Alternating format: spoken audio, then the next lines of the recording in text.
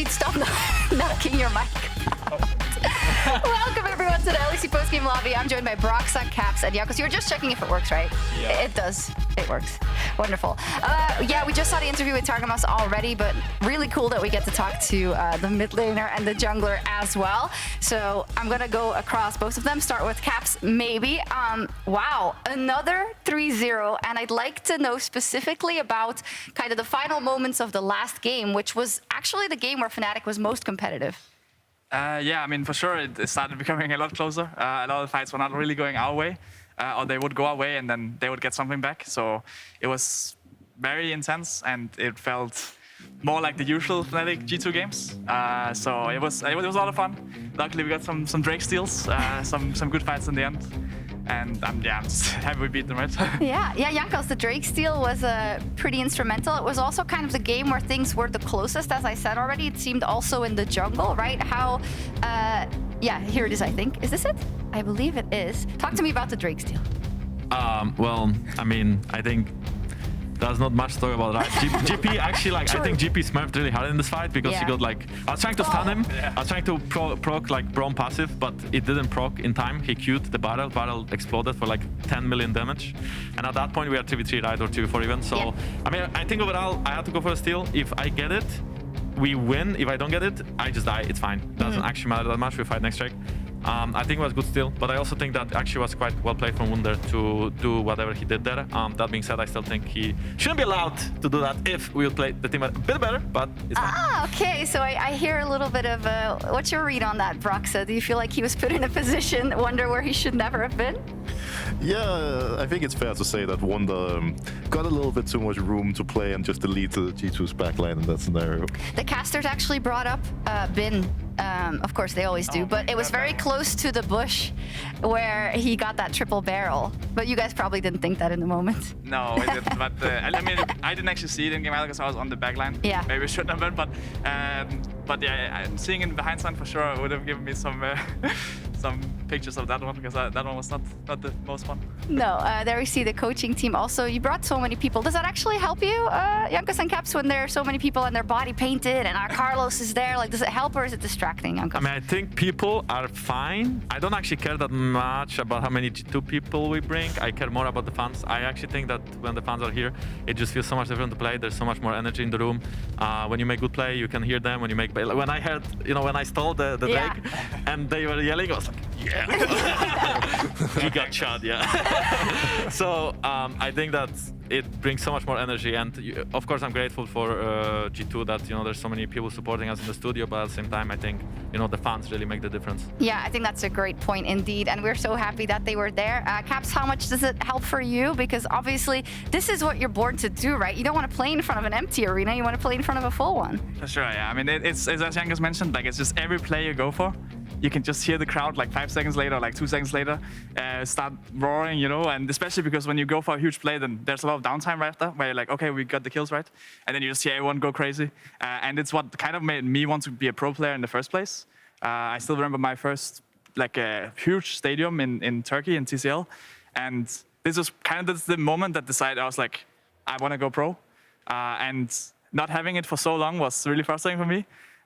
But having them back now, all the fans, I'm super grateful. My dad as well, my mom as well here today, so it's nice. You're in the crowd, it was lovely to see. Broxah, what was your kind of end opinion on the whole series for a Fnatic who first wasn't able to adapt, but then started to, but it seemed a bit too late? Well, I'm going to be honest, I thought the series was going to be a little bit closer today, but you guys ultimately just smashed them into the ground, and I think what we needed to see from Fnatic was a bit more proactivity in the early game, because every play that these guys went for just worked out perfectly. The last game obviously was a little bit different. Fnatic adapted slightly, but there were still some things that, I would have liked to see from them already starting from draft to actually have a more of an advantage in game. Yeah, from you guys and your guys' perspective, from your kind of prep and what you saw from Fnatic versus Rogue as well, how much were they different in this series, and why do you think ultimately they couldn't win today? I mean, I think they just didn't adapt a lot. And I think we changed a lot the last 2 weeks. We're kind of like always getting new things, maybe stealing some ideas from Fnatic. Obviously, always good when you lose to them. And I feel like they kind of just ran with the same ideas, same plans. And Rogue already like showed us kind of a way to beat them, we can kind of just copy that, right? Yeah, I completely agree. I think it seemed like Fnatic had the same game plan as they had 2 weeks ago. And when we go over like 3 different BO5s, including the Fnatic one, and we actually like adapt and learn, and we change our picks a little bit, we change our playstyle a little bit, it feels like we can actually like play the game. I also feel like in the first BO5 against Fnatic, we were a bit shaky on stage. I felt like, sure, they had really good drafts. We gave them too many strong champions. At the same time, we maybe were playing not up to our expectations. So I think that makes also a difference in the end. I mean, there's such a difference. You call it out, but between the G2 we saw there and the G2 we've seen versus Vitality, Misfits, and Fnatic now, you are the Kia player of the series, Jankos, with 56% of the votes. Congratulations. It was a tough battle. Clearly, do you think it was the final Dragon Steel that pushed you over the edge? Maybe it was the Dragon Steel. I don't actually, I mean, so I think I was playing quite well in this BO5. That being said, I also felt like my team was playing really, really good. So honestly, I don't care at all who gets the MVP. I just think all of this doesn't actually matter if we lose tomorrow as well. So I don't care. I just wanna, rest a little bit and just play tomorrow. And if we win then, okay, of course I'm gonna be very happy. But I'm gonna be happy because we will be the best team. We will get to go to Messiah, but not because I got the MVP. I mean, sure, it's like nice flex, but it's fine, Yeah, I mean, MVPs don't always make it to the finals, right? But you won the Kia Player of the Series here. So let's take a look at the bracket then. G2, we were memeing about it, about possibly the loser bracket run, but this is the most insane loser bracket run I've seen in quite a while. 9-0 Broxah, and now tomorrow they are up versus the final boss, Rogue. What do you think? Well, I feel like G2 has showed once again that, even though they're down, even though they lose that first series, they're just so good at adapting, finding ways to improve and really come back. And at this point, Rogue for sure is going to be shaking a little playing against this G2, because G2 looks so different now than they did in the first series against Fnatic. And both of these teams are also just so mental resilience. Like the mental resilience is really, through the roof in both of them. And I'm so excited to see what's going to happen, because I feel like a lot of teams have a hard time like actually coming back when things go south. But now both G2 and Rogue have showed that even if things are a little tricky, they can actually make the big plays and come back. So what you're saying is we should get like 5 games, ideally. I'm kind of hoping for it. Ideally. Caps, what do you think? I think Rogue is actually a very strong team. I think, as I mentioned before, right, but we've been doing really well in scrims all year, and it makes us obviously very confident. But Rogue is a team that's actually like contesting us. I still feel like we can definitely beat them. I still feel like we're even favored. But they're definitely a strong team, and if we let our guards down, or if we play like we played, for example, in the first Fnatic series, I'm sure they're gonna destroy us. So we'll just have to show up like we did today. Maybe a few adaptations. Obviously, Rogue has different drafts, different playstyles. But as long as we punish them when they end, then I'm sure we can take it. Jankos?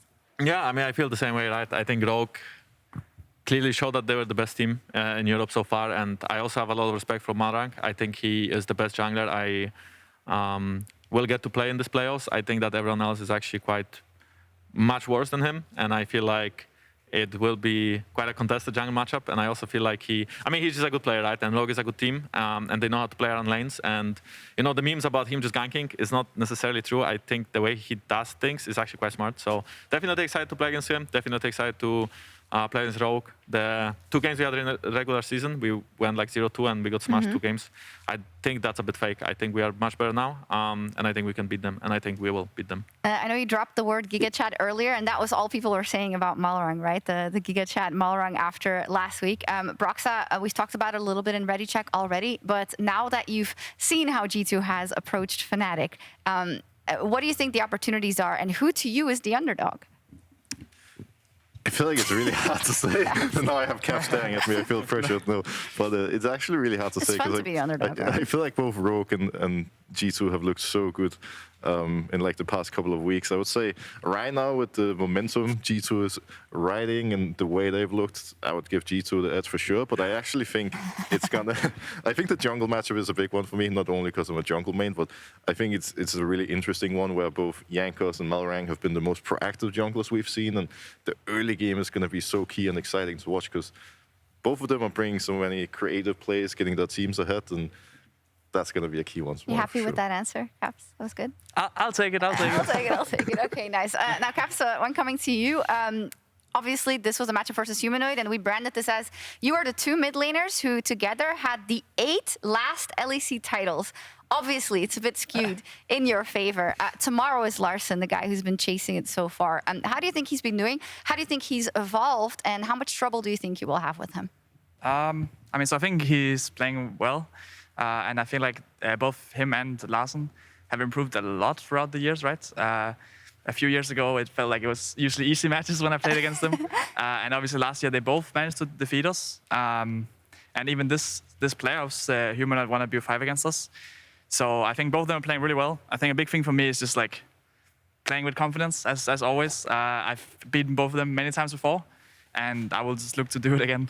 Mm-hmm. I know that you gave some interviews in the regular set where you said, I'm actually not that happy with the way I played necessarily. How happy are you now that you've done the 9-0? And of course, you've got the biggest task coming up tomorrow. I mean, I think there's still works to improvement, but I think I'm at least better at like appreciating the good plays. And then sure, there'll be some mistakes, but I think I'm better at just being okay with that, because I think there will always be mistakes. And having the confidence is like the most important for me. As I mentioned, I've beaten them before.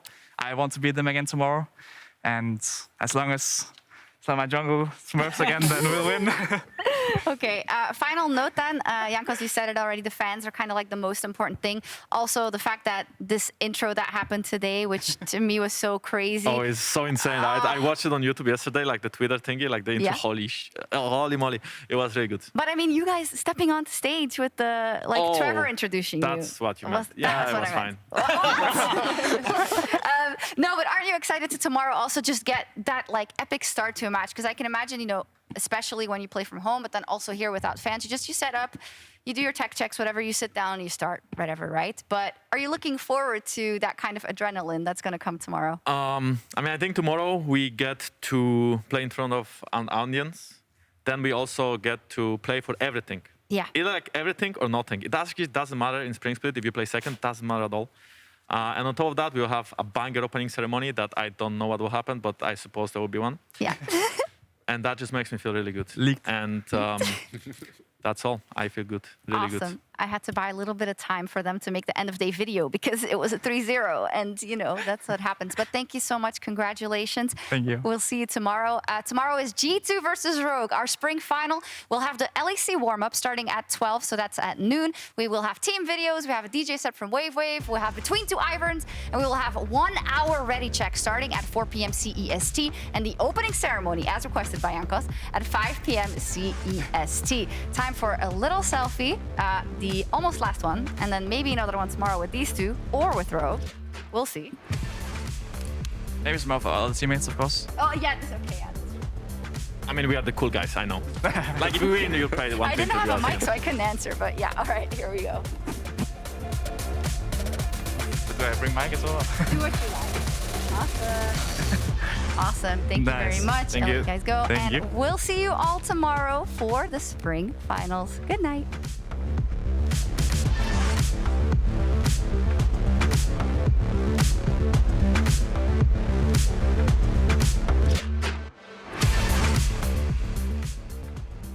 Dread it, run from it, but Fnatic versus G2 still arrives as a final spot, and a clash against Rogue tomorrow is on the line. It is the first time in over 757 days that we have fans in the studio. It is my pleasure to present to you the ultimate European heavyweight clash. This is the longest standing rivalry in Europe, and both combatants are looking for a shot at the belt. The title, or as I would say, the crown!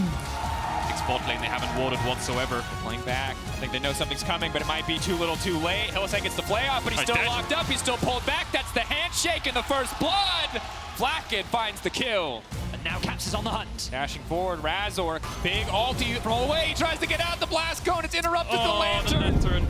G2 have well and truly leveled up since the last time these two teams faced. An absolutely commanding game one. Now we've got action in the bot lane. Hylissang, another hook gonna connect. That's gonna be the snare follow-up. Upset perfect guns to keep the fight going. Instantly, Targamas drops, and Fnatic are alive in game two. Oh, night and day from game one. The bot side of the map for Fnatic, the jungle for Razork. Kick back, upset, easy follow-up, easy setup. Targamas, no aftershock. Might make it out to safety. It's clean movement, the kill misses. Sjokz, sitting in Fog of War. Knockback on the target miss is good. Brandon makes it pretty tanky though. He's staying alive for now. Caps off to the side, trying to burst down. Zang, one shot before the fight even kicks out. That's the Faker flashback we were looking for. G2 still taking the fight. The double for Flacken. Absolute dominance in the exchange. And I've just got to say it. Claps is back, man. The guy is playing like an absolute machine. Hylissang goes in the initial engage. Broken Blade zones him away. Eyes on Wunder. How does he pull it off? Here we go. This looks like it might just be it. Humanoid making it out to safety. Full control of the midway. Flacken the Gale Force forward. That's a mark on the Humanoid. Boom, baby. Aphelios damage. Oh, they're going to do it. They're going to do it. Oh, they're going to do it. Here it comes.